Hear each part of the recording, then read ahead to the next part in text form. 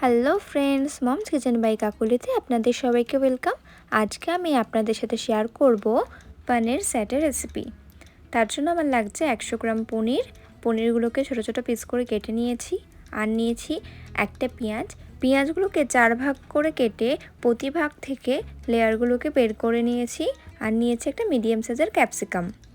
এবার একটা টুথপিকের মধ্যে প্রথমে ক্যাপসিকাম, তারপর পেঁয়াজ, তারপরে এক টুকরো পনির, তারপরে আবারও পেঁয়াজ আর ক্যাপসিকাম দিয়ে স্যাটেগুলোকে রেডি করে নেব। এই যে দেখুন, এই একইভাবে বাকি স্যাটেগুলোও আমি তৈরি করে নিচ্ছি।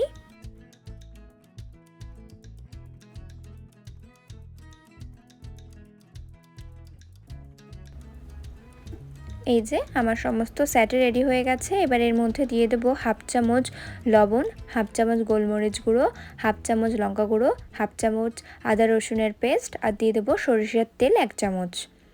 এবার খুবই আলতো হাতে পনিরগুলোকে মশলার সাথে ভালোভাবে মাখিয়ে নিচ্ছি।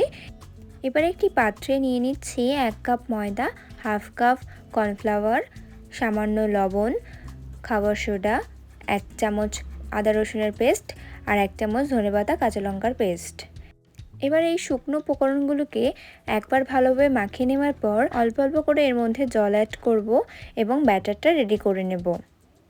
ব্যাটারটা খুব বেশি পাতলাও হবে না, আবার খুব বেশি মোটাও হবে না, ঠিক এরকম হবে। ব্যাটারটা রেডি হয়ে গেছে। এবার আমি একটা ফ্রাই প্যানের মধ্যে 1 কাপ সাদা তেল নিয়ে নিচ্ছি। তেলটাকে হাই ফ্লেমে কিছুক্ষণ গরম করে নেওয়ার পর এবার স্যাটেগুলোকে এই ব্যাটারের মধ্যে ডিপ করে নিয়ে তেলের মধ্যে দিয়ে দেব। একে একে সমস্ত স্যাটেগুলোকে আমি তেলের মধ্যে দিয়ে দিচ্ছি। এই পর্যায়ে গ্যাসের ফ্লেমটা মিডিয়ামে রাখতে হবে।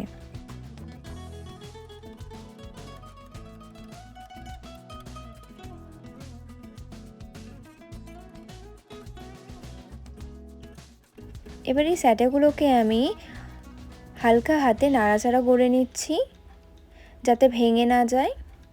এই যে দেখুন, স্যাটেগুলো গোল্ডেন হয়ে এসেছে।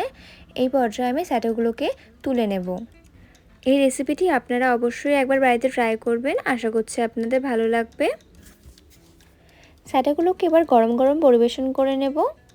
স্যাটেগুলোকে আমি টমেটো কেচাপের সাথে পরিবেশন করলাম। এই রেসিপিটি যদি আপনাদের কাছে ভালো লেগে থাকে তাহলে চ্যানেলটাকে সাবস্ক্রাইব করার অনুরোধ রইল। একটা পনির স্যাটে আমি ভেঙে দেখিয়ে দিচ্ছি কতটা ক্রিস্পি হয়েছে। দেখা হচ্ছে পরবর্তী রেসিপিতে, ততক্ষণ টাটা।